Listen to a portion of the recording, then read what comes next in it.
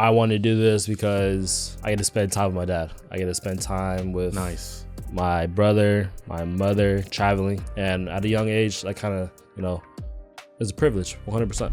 When you're training or when you're running, you're about to, pass out. You gotta push yourself to, push yourself to the limit. Once you hit a certain point, it's like you just don't care anymore. You don't give a about anything. Yeah. As long as I'm ready, as long as I'm prepared, we'll go to war. Death before dishonor. I'd rather go out on a stretcher than quit. Just that's the way I look at it. That's how I look at everything. That's why I look at boxing. That's the way I look at life.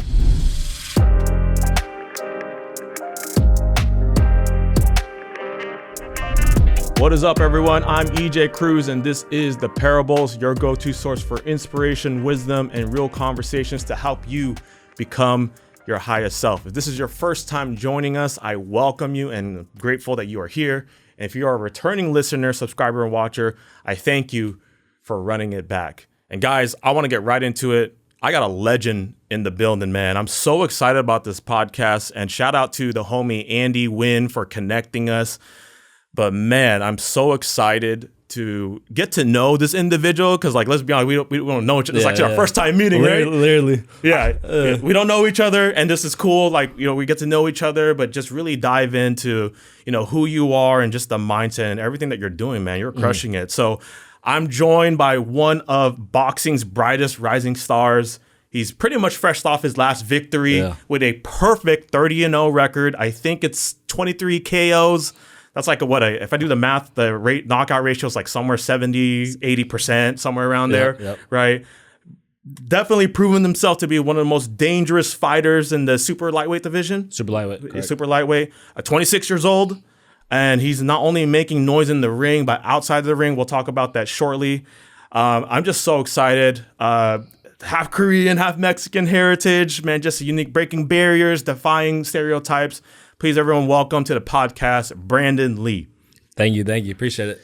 Man, Brandun, I appreciate you, brother, coming on the podcast. I hope the drive was safe. But, man, it's just good to, connect, especially with mutual friends, man. The recommendations always come. It's just good to connect, man. In fact, I've been following you, I think, maybe for like a year. And like I said, like before we're recording, right? Like Asians, Mexicans, we all know each other, bro. You know what I'm saying? So, you gotta support each other. Yeah. I think regardless, we were destined to meet at some point, whether it was this recording or not. So anyway, man, look, I just want to dive into a little bit, get to know Brandun, the fighter, but also Brandun, the person, right? So let's just get right into it.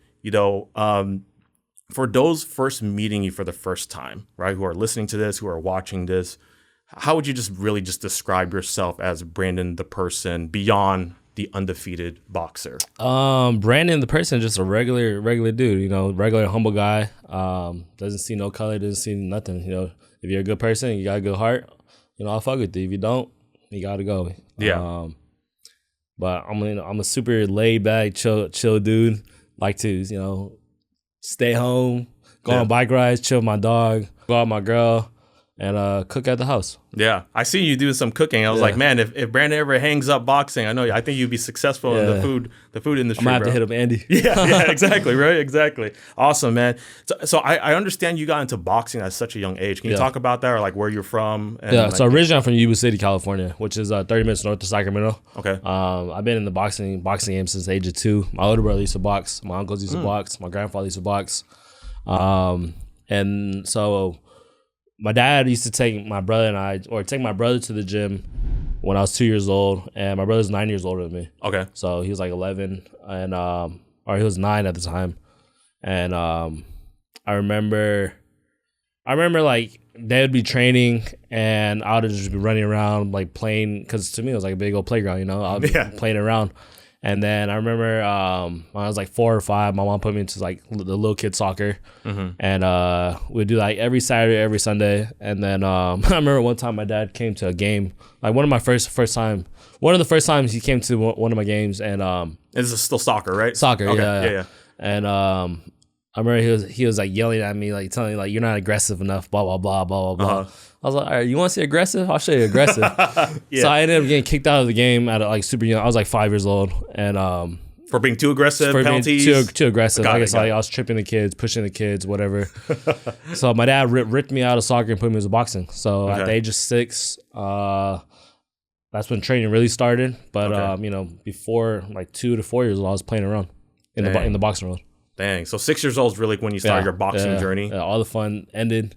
And childhood. No, you think it's a joke? I'm being serious. Yeah. Childhood really ended, and 6 years old is like really when we locked in. Dang. Did anyone? You said obviously families in the within the boxing world. Did anyone else go like professional or amateur fights? No. I'm the only one that took it to the next level. There we go, man. Awesome. And your first amateur fight? Like I was 8 years old. Okay. That was in Gilroy, California. I won.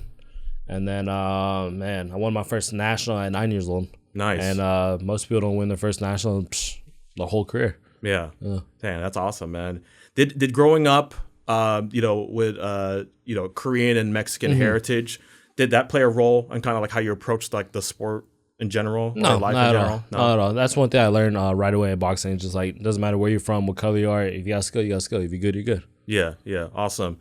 I know you've mentioned in prior posts and like on social that you faced like stereotyping a little bit and stuff. Talk to me about that. How did those experiences kind of like fuel your drive? Obviously I look 100% Asian. Yeah. People don't know my mother's Hispanic or Mexican. Okay. So of course, like the kids at school try to pick on me, call me Chinese kid, Chinese boy, and it never got physical because I feel like I always like pushed back. Like, you gonna tell me something? No, I gotta tell you something. Yeah. So that's really like the advice I could give like the other kids out there in today's world who's like going through adversity. He's like, you gotta stand up for yourself. You gotta push back and don't shut down.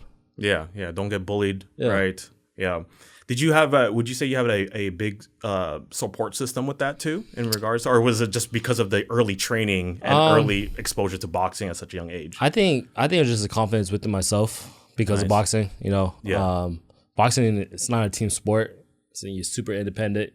Since the age of 6, I did everything by myself, or trained by myself, or ran by myself. And it's not just like 1 hour, 30 minutes. Like I was like in the gym for like 4 hours a day. Wow. Yeah. And that must have been a little hard too, like kind of like growing up. But you mentioned like you said you sound like super chill, bro. Like I could see myself kicking it with you and things like we just chilling. Like were there any other things that you were kind of into growing up? I'm just curious, like in general, or was it just like straight up boxing? That's my life. That's straight up boxing. Yeah. Just boxing. When my father was out at working. Yeah. I'll be at the crib, go to school, come back, play for a little bit, and then when he got home like 4 o'clock, then go to work. Yeah, straight to boxing, right? Yeah. Man, that's crazy. Let's talk about the winner's mindset. This is like really what I want to focus on today's show, just because the podcast is really about becoming your highest self. And with that, you got to have a winner's mindset. Absolutely. To me, with a fighter such as yourself, you already separate yourself with that winning mentality. And it's already proven with your track record being undefeated as well, right?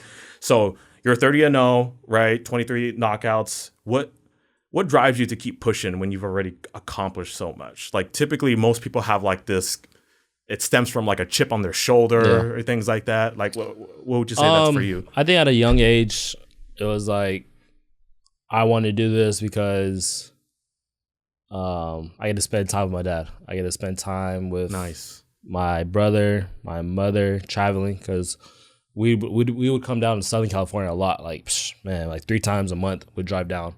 That's like a 9-8 hour drive from Sacramento.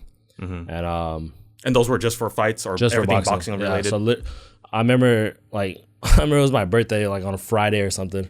I came home from school. My mom like gave me my present, gave me balloons. And then I was like, all right, let's hop in the car. And we drove to San Diego, not for my birthday, but to fight. So we drove out Friday night.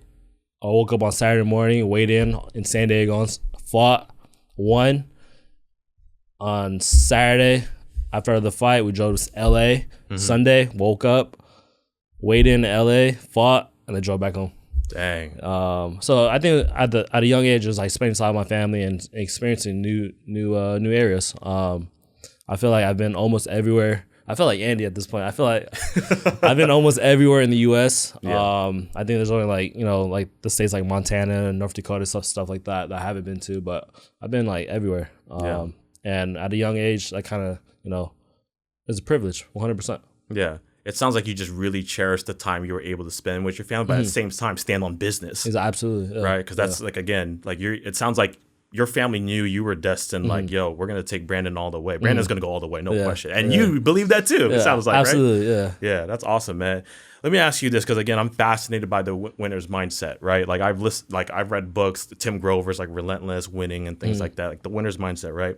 So when you're in a match, is it really you fighting against yourself, or is it really the opponent? Like, can you expand on that a little bit? Like, who's your who's your opponent really when you're in the ring? Yeah, I feel it's both. Yeah. Probably like prior to the fight, it's probably yourself, because you got to push yourself to go to the gym. Yeah. You got to push yourself to watch what you eat. You got to push yourself to work harder. Yeah. When you're training or when you're running, you're about to pass out. You got to push yourself to push yourself to the limit, to the next level. Yeah. And I feel as like once you hit a certain point, it's like you just don't care anymore. You don't give a anything. Yeah. And I think that's where, like, recently I kind of got to that level where I don't care. I don't care about anything. If it happens, it happens. As long as I'm ready, as long as I'm prepared, we'll go to war. Yeah. I was just going to ask, my next question was like, what's one mental skill you develop as a fighter that's carried you to the success? So it sounds like just that. After a certain point, you're just like, yo, like, it's all hands down, like, don't care, like, I'm just ready to go to war. Absolutely. I mean, of course, we got to prepare for the fight, but that's why I have like a 10-week camp, just hard training, good eating food, good dieting. But really just it's a mental, boxing is more of a mental game than it is a physical game prior to the fight. Then I think during the actual fight is like where the physical part comes in. All your training definitely shows up, right? All the training, absolutely. Yeah. That's awesome, man.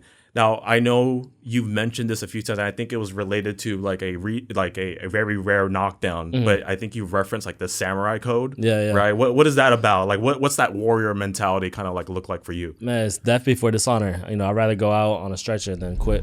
Just that's the way I look at it. That's how I look at everything. That's why I look at boxing. That's why I look at life. Nice. Just going all out and just like you gave it your all, knowing that you did your best. Yeah, I think that's something my father has taught me at a very young age. Is we never ask for handouts. Yeah. We rather die starving than ask for a handout. Yeah. I feel like in the fighting world, there's lots of different like philosophies when it comes to that warrior mentality. Are there any other principles aside from like the samurai code that you kind of follow a little bit? That's probably my favorite one, death before dishonor. I think it really just shows like the work ethic and all that. Yeah. I think that's a testament to some of the people you work with, you surround yourself with too, right? Because that's a big part of your success as well, right? Absolutely. Like who you keep in your camp and things like that, right?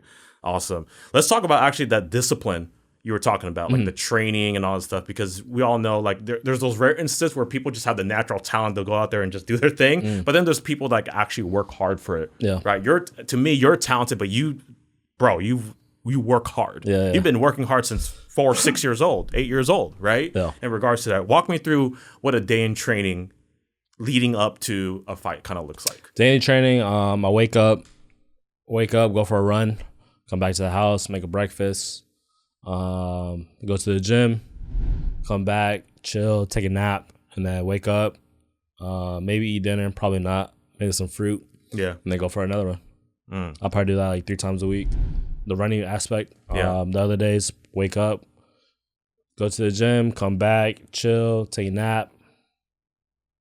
That's it. Yeah. Sounds pretty straightforward, huh? It's crazy because from the outside in, it's like, yo, tell me the secret formula, bro. Right. Like, you know what I'm saying? Like, it's not that deep. It's just like, as long as you work hard, as long as you put in your miles, as long as you put in the hours in the gym, you good. What would you say in that is, because each fight, I like to think you're taking yourself to the next level. There's no question, right? And this is where you're breaking boundaries. You're stepping into like a new like Brandun Lee, the warrior, right? Is there any part of that training or discipline you think, like whether it's one component, whether it's like maybe a switch on the diet, whether it's like the running part that takes you to the next level? Is there like any part of that, or is it just really just straightforward? Like, bro, just put in the work and that's it. Yeah, it's really straightforward. Put in the work. Of course, like you got to work on like the technique, especially like who you're fighting. Everyone has a different style, so as long as you get accustomed to that style or trying to find someone to mimic your opponent's style, you'd be good. So that's the preparation for sure too. Is obviously studying your opponent. Obviously. Okay, got it. What would you say is maybe like the biggest misconception, or maybe like what the average person doesn't know when it comes to like boxing, you would say? Like we don't understand like as far like the mental side or anything like easily, that. Just because you got muscles don't mean you can fight. Yeah. Just because you got muscles, just because you're buff doesn't mean you can fight. You know, I see big old buff dudes go in the ring and then they get tired in 10 seconds, you know? Yeah. And boxing is not a sprint, it's a marathon.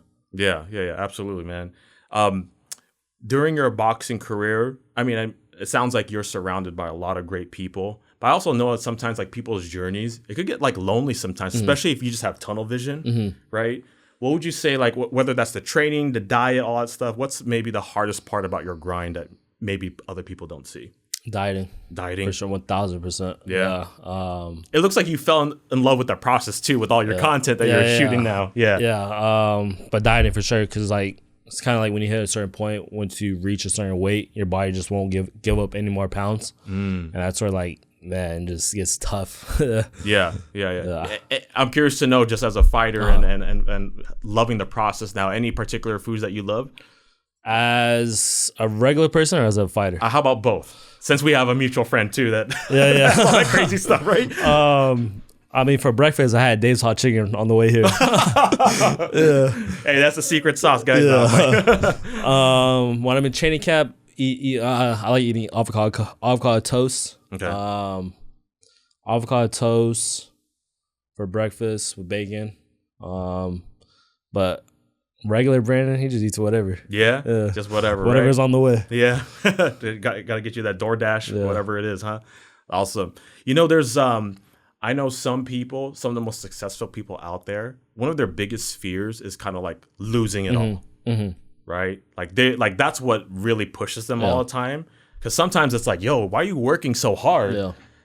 Right? When you have everything that you have already, what pushes you to continue to break those boundaries? And for some successful people, they're like, bro, I'm afraid of losing it all. Yeah. So my question is, and I'm curious to know, like, maybe before a fight, what does that look like from a mental standpoint? Is there actually even a little fear in there? Or is it just more like, yo, I'm ready to go to war? Or are you going, like, retracing, like, you know, the strategy you're going to go towards this opponent? Like, what does that look like right before? Right before the fight. Yeah, so, exactly. So in the locker room, the party time, like 10 minutes, blah, blah, blah. Like, we're going to walk out. So, like, within those 10 minutes, I just, you know, I'm in my own thoughts. I'm thinking about what I'm going to do. I'm thinking about what my opponent's going to do. I'm thinking about what I'm going to do after the fight. There's a lot of it's just like, I think about everything. Celebrating because you know you're going to win, right? Yeah. So it's really just like, you know, in my own thoughts and, you know, focusing and just really locking in. Yeah. Do you do a lot of visualizing too of like what your attack may be or like what the opponent might come out with? Yeah. Like I'll think like, oh, bro's going to do this, so I'm going to do that. Yeah. Or I'm going to do this and bro's going to do this, so I got to do that. Yeah. So like already visualizing like the counters and stuff like that. That's why I said like boxing is more of a mental game before the fight, because before the fight, I mean, you're thinking about your opponent, you're thinking about the fight like a million times before you even fight. That's why I say like during the actual fight it's different. It's more physical because now you can just react versus, you know, really thinking about, oh, you gotta do this, gotta do that. Yeah. That's awesome, man.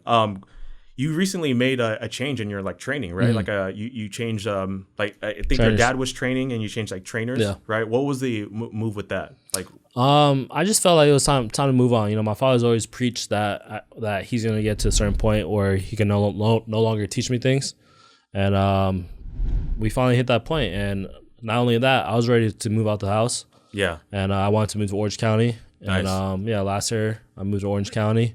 From Palm Springs? Yeah. From La Quinta to be exact. Yeah. Like down the street from Coachella. Yeah. And I've been with my new trainer Robert Garcia for the past a year and a half. Nice. It seems like he's doing great too, man. Yeah. The different temperatures in cities, that's for sure. Yeah, 1000%. I don't miss that heat. I went the other day to go visit my mom, and man, couldn't wait to get in the AC. Yeah, we're in the IE, but I mean, it's nothing compared to La Quinta. Man, it's hot out here too, though. Yeah, it is. You go to OC, like you feel the breeze. I'm like, man, like that's the move. Every time I talk to my mom, she's like, "How's the weather?" I was like, "Beautiful, per usual." That's funny, man. Hey, in the beginning, I kind of mentioned that you're making waves in the ring and outside the ring, and what I was referring to is I know you recently just got your bachelor's degree, right? Yeah. That's awesome, man. That's right, and that's in criminal justice. Right. Talk to me about that a little bit. Like, what was the reason for that? And you know, just to complement that, like that's rare. Yeah, I feel super rare. Yeah, I mean, I can't think of another professional boxer that has. There's like one or two. The older generation, no new guys though. Yeah. Mauricio Herrera, he got his bachelor's or master's. Nice. This is back in the day though, probably like 2012 or something. Yeah. But yeah, I got my bachelor's because my mother wanted me to finish college. She just said like you gotta have a plan B just in case. God forbid anything were to happen to you, and you can no longer box. So I really just did it to make my mom happy. Yeah. No interest in actually like in criminal justice or like maybe like after like you ever thoughts about that? Yeah, maybe after boxing, go get my master's. But as right now, it's boxing all the way. It's boxing all the way. Yeah, bro, you still got a long journey ahead of you, and I'm excited to see where that goes, man. How has the discipline of boxing helped you pursue excellence in life outside of the sport, you would say? I think it goes back to like saying like how I'm super independent. I mean, my dad always told me like be your own best friend, and hang out with yourself because you're not gonna let yourself down.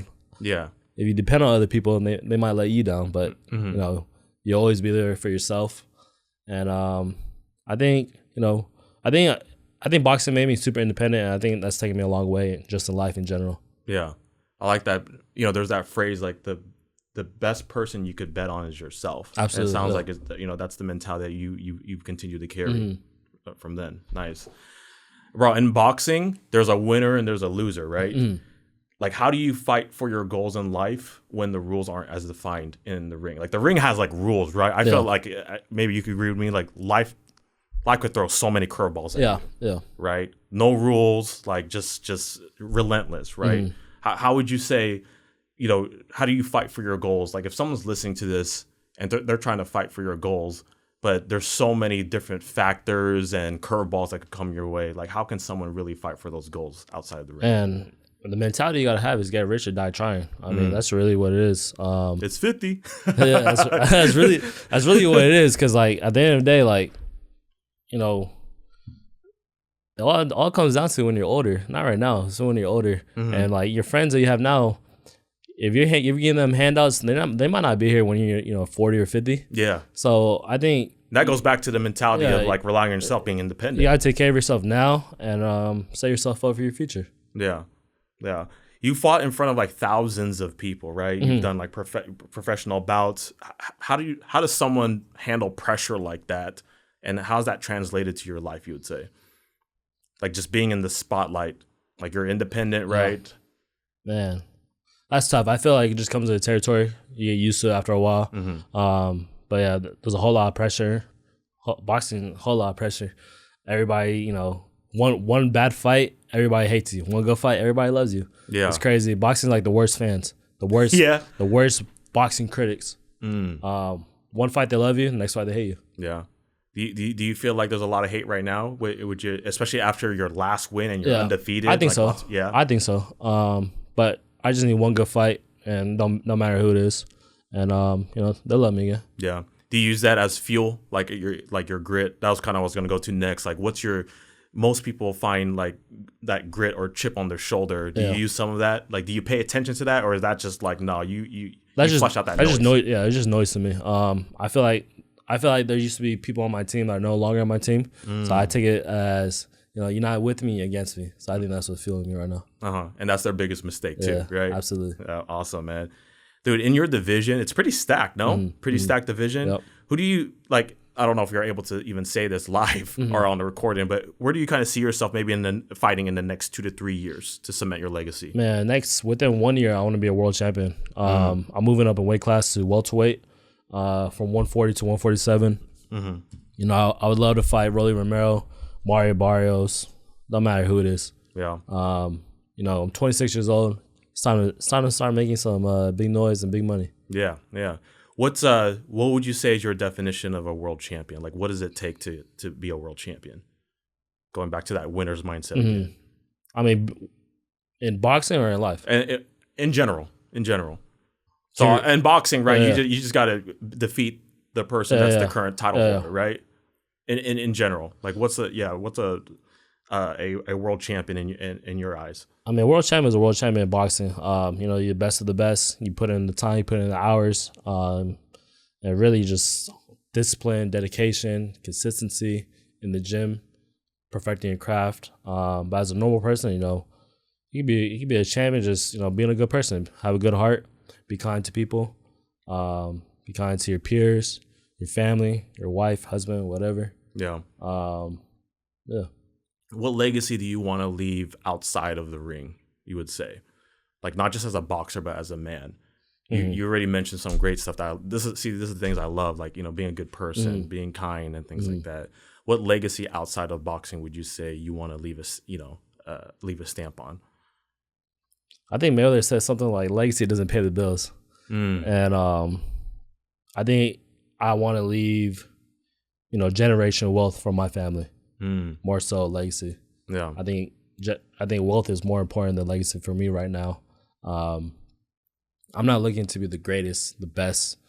I'm looking to become a world champion, a unified world champion, and I'll be outside the boxing game. Yeah. I have a college degree. I can go focus on that. Yeah.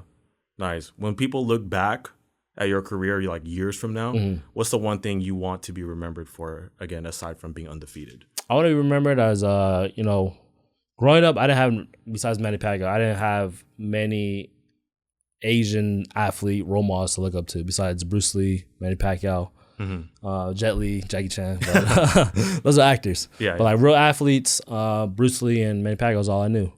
So I feel ever since, you know, I turned professional, I've really put Asians on my back. I feel like I love that about you, by the way. Yeah, I really put Asians on my back, and I feel like I'm the only Asian athlete going as hard for Asians right now. I want to be remembered as that one dude that put the Asians on their back, motivated them, inspired them to be paid it forward, to be the best they could be. No matter what sport, basketball. No matter what sport, what education.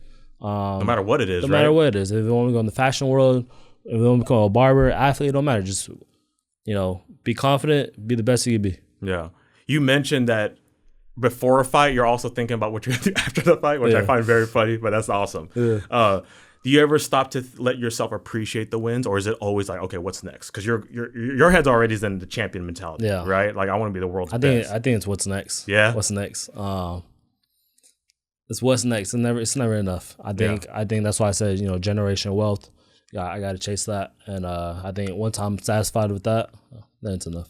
Yeah, it reminds me of that interview. I think it was Tom Brady where they asked him, "Hey, which one's your best ring?" And he said the next one. Yeah, you know what I'm saying? I was like, "Damn, savage, man, savage." All right, and what would you say is one mindset shift that's changed for you? That was the game changer throughout your career. Was there any mindset shift, whether that was like on the discipline side, the winner's mentality? What would you say is like the biggest mindset shift throughout your career and your life? I keep going back to my dad, but I remember when I was living with my dad, and I was like 20 or 21. He kept telling me, like, I'm waiting for you to become a man. I'm like, what are you talking about? I am a man. He's like, no, I'm waiting for you to become a man. I'm waiting for you to feel like you're ready to fight King Kong. I'm ready for you to, you know, feel like you're a man. You're ready to go fight. If I tell you, oh, I want you to fight that guy, I want you to say, okay, no problem. And I remember at the time I was like 21, 22. I was like, no, like, I don't want to fight that guy. Like, blah blah blah. And ever since I moved out the house, I know what he's saying now. Yeah. I think that story goes back to where I don't care no more. Like, I don't care if it happens, it happens. We can fight King Kong. We can fight Godzilla. It don't matter. You know, I'm ready. It's always one of those things like parents, like we're parent deaf when we're young, but then in hindsight, when you get older, like, you mature. Oh, shit. Yeah, I know what he was saying. I was like, damn, thank you, Dad. Thank you, Mom. Right? Yeah. That's awesome, man. If you could, last couple of things, if you could look and talk to a younger fighter, right? Because it sounds like you definitely want to pave the way, right? You want to give it back, especially for, you know, again, the younger generation as well. You know, someone who's dreaming of going undefeated like yourself, maybe even chasing that world championship. Right. What's one piece of advice you'd give them? Be consistent. Dedicate yourself to boxing. Be consistent. That'd be the biggest thing. Be consistent and stay dedicated. Those two things will take you a long way. Would you say never quit? Also, never give up. Yeah, you know, let's go. That's a wolf mentality. Awesome, man. What's is there anything I'm curious to know, because I always find like these things I don't know about my guests. Yeah. What's one thing that most people don't know about you, bro, that you'd say? I feel like if the average person saw me walking on the street, they wouldn't know that I enjoy cooking. Yeah. I enjoy cooking. Yeah. Is there any future career in the food world? Because I know we keep going back to that. Yeah, maybe. Also, I'm a big dog person too. Dog person? Oh, what type of dog you got? I have a golden retriever. Okay. And you always been a dog guy? Oh, yeah. You asked when we walked and we saw the cat in the back. Yeah. Always been a dog guy. Yeah. Awesome, man. But he's like my little son, taking everywhere. Yeah.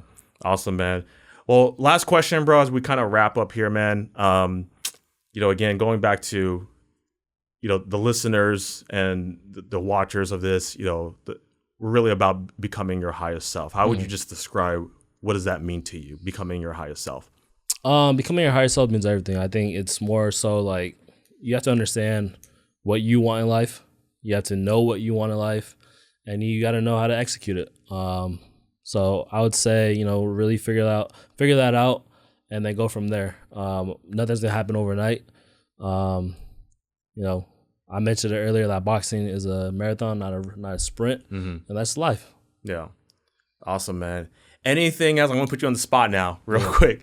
Anything that you want to, whether it's announce or just say anything on the podcast that could just give listeners, whether it's a teaser or anything you're working on or just anything. I'm going up in weight class to 147. It don't matter who it is. Anybody can get the smoke. Let's go. Come on. Let's go. Awesome, man. Brandon, I appreciate you, brother, coming on the podcast. Likewise. Where can for those who want to connect with you, follow you, follow your boxing career, look at your cooking and all stuff, where can they follow you, brother? You guys can follow me on Instagram at Brandun_Lee. That's BRANDUN_Lee. Awesome. Parables Podcast, we are out of here. Take care, everyone.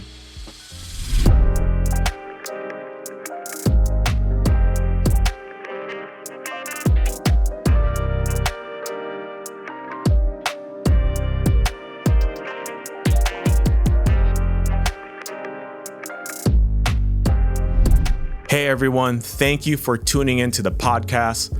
If you enjoyed the episode and found value, don't forget to hit that follow so you are always updated and in the loop with the latest episode drops. In addition, if you could rate the podcast, that would help us tremendously with visibility. Lastly, if you know someone that would enjoy or benefit from this episode or the show, please pay it forward and share it with them. It means a lot to us. Thank you, and we'll see you next time.